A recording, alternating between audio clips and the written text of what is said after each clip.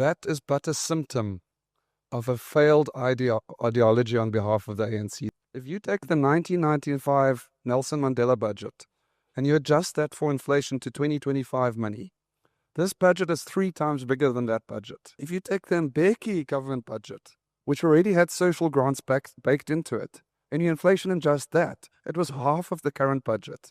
And that economy was growing 5 to 6% a year, whereas we can't muster 0.6% at the moment. And instead of calling it an embezzlement network, we call it patronage. It's a sophisticated structure of extraction. The government shut down in South Africa, but let's...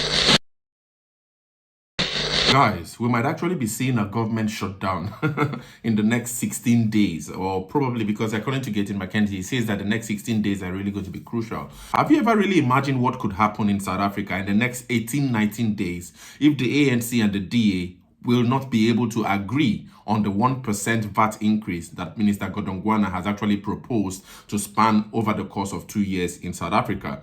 That's what this video is actually addressing. This is a question in this Biz News conference excerpt where an attendee is asking Mike Burke, what really could happen? What are the scenarios that could come to play if the ANC and the DA refuse to agree on the 1% VAT increase? Many scenarios have actually been springing out in the air. There's actually I saw a post today on Facebook that, the ANC is not ruling, the EFF is not ruling out the possibility of it stepping into the government if the ANC calls it, because of especially this disagreement between the ANC and the DA on the VAT increase. The DA, especially when I listen to Mark Burke in this video, I think the DA is really not ready to compromise, and they really don't mind, if probably whatever happens, if everything goes south, because I think from the stance of Mike Burke and the DA, they think that they just want to do their best for South Africa, and if their best,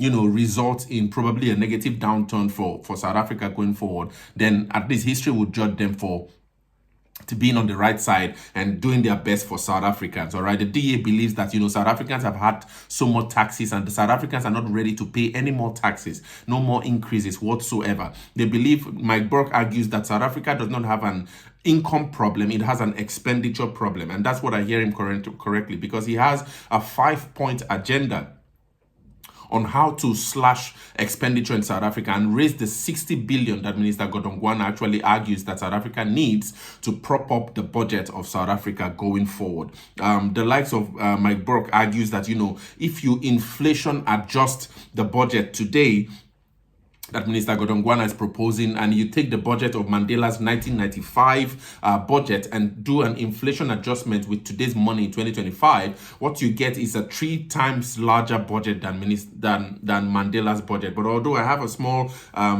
sort of like question in that argument, because then during Mandela's time, I think South Africa was about 44 million people thereabout, if I'm really correct. But today we have a South Africa of 60 million, South Africa 60 million strong. So that increase in population, probably, I don't know how to inflation adjust that, the money of 1994 to 2025 money and to really have that, the indicator of the population growth into that mix. I really don't know how to place that argument. But my book is really holding in strong that also, even if you do an inflation adjustment of Thabo Mbeki's budget during when he was in power to 2025 money, he actually argues that Mbeki's budget, so to speak, the ANC's budget under Mbeki was half of what Minister Godongwana is actually proposing, for South Africa today. All right, and then he also argues that even under Mbeki, the economy of South Africa was growing at about 5% to 6% growth per year. But today we are not able to bang, at least I think it was argued that South Africa's growth is about 0.6% per year under this regime of President Ramaphosa and the ANC and all that. So he's actually arguing and really has problems with, the way the ANC is sticking on the fact that, the only solution to raise the income or to raise the budget that the country needs to prop up its economy at this moment is through taxation, and taking the VAT on, or value added tax on products, from 15% to 16% over the course of 2 years. The initial proposal, especially on the 19th of February, that was eventually postponed, was a 2% VAT increase, but now it's actually been reduced to 1% and even lightened a little to span 2 years. But the DA is actually adamant, saying that no, that they won't agree with that South Africans have had enough of taxation. They've really been taxed out of their breath, and they won't take that. So this is a major clash now we're seeing in the GNU. And if they're not able to agree, Mike Burke is in this video actually breaking down the series of phases or steps that the law allows or disallows in terms of a kind of like impasse between both parties. And then what could happen if probably in the next 16, 17 years, next 1 month, 2 months, 4 months, we might see an ANC negotiating with an EFF or an MK, so to speak, because the DA wouldn't allow the passage of a 1% VAT increase. Bro, we are going to be seeing another story in South Africa just in a short time in 2025. But no one knows. These are kind of like scenarios flying in the air. But let's quickly listen to Mike Burke break down these complexities and what really could happen if the ANC and the DA find it really difficult to agree on this 1% VAT increase that Minister Godongwana of the ANC has actually proposed to raise the 60 billion that South Africa needs. And share your thoughts, guys, in the comments. But Mark, before we go to the questions from the tribe, would you just speak to what you've heard from your three co-panelists? Happy to do that. Perhaps let's start with Mr. Mashile, who indicated many things I agree with, but he said he only heard one thing, VAT, and I gave him 6, a 6-point plan. VAT is but a symptom of a failed ideology on behalf of the ANC. They believe in a state that's ever expanding. And I think what we do in South Africa is we attach words to things to soften them a bit. So instead of calling it rolling blackouts, we say we've got load shedding. But it's rolling blackouts. It's what everybody else anywhere in the world would call it. And instead of calling it an embezzlement network, we call it patronage. It's a sophisticated structure of extraction. If we say to our counterparties, let's do a politically neutral spending review so we can see which government departments overlap with each other and eliminate the ones that aren't needed. Let's take these bodies that have 7 employees and 10 directors, and the directors earning multi-million rand annual salaries, and let's bin them. We can't afford them anymore. Let us focus on the inefficiencies within our current. It's almost like the penny hasn't dropped for the ANC, that we're all arguing over the line items in our budget, as opposed to asking, what do those things represent? And the fact that we are now forced by the ANC to even talk about a gap. There is no gap. The budget that is now being proposed, if you take the 1995 Nelson Mandela budget and you adjust that for inflation to 2025 money, this budget is 3 times bigger than that budget. If you take the Mbeki government budget, which already had social grants baked into it, and you inflation adjust that, it was half of the current budget. And that economy was growing 5 to 6% a year, whereas we can't muster 0.6% at the moment. We have not a revenue problem in South Africa. We have an expenditure problem. But for the average voter,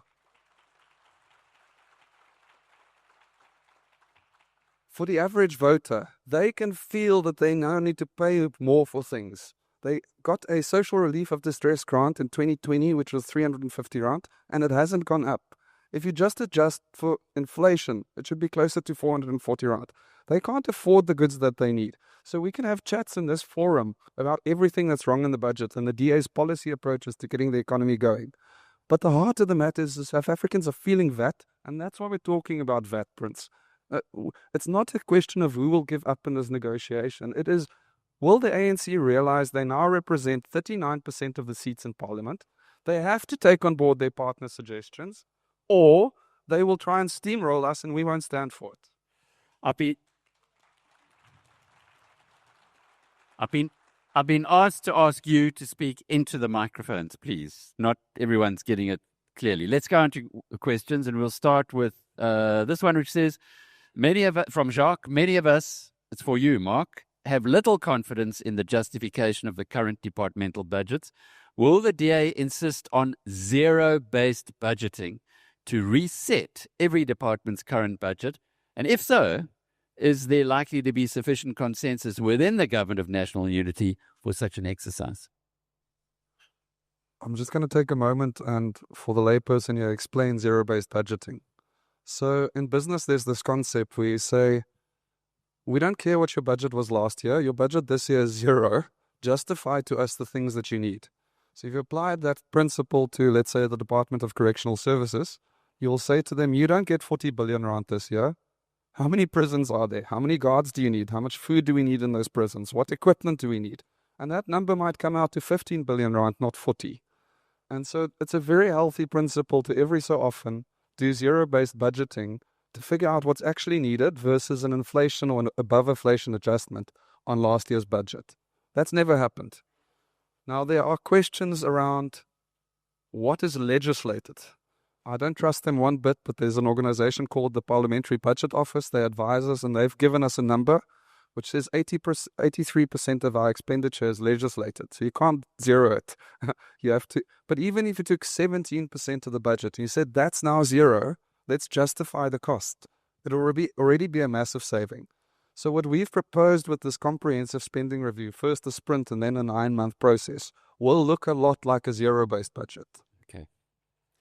Linda Beck says, what does the Constitution or what do our laws say about dealing with this impasse?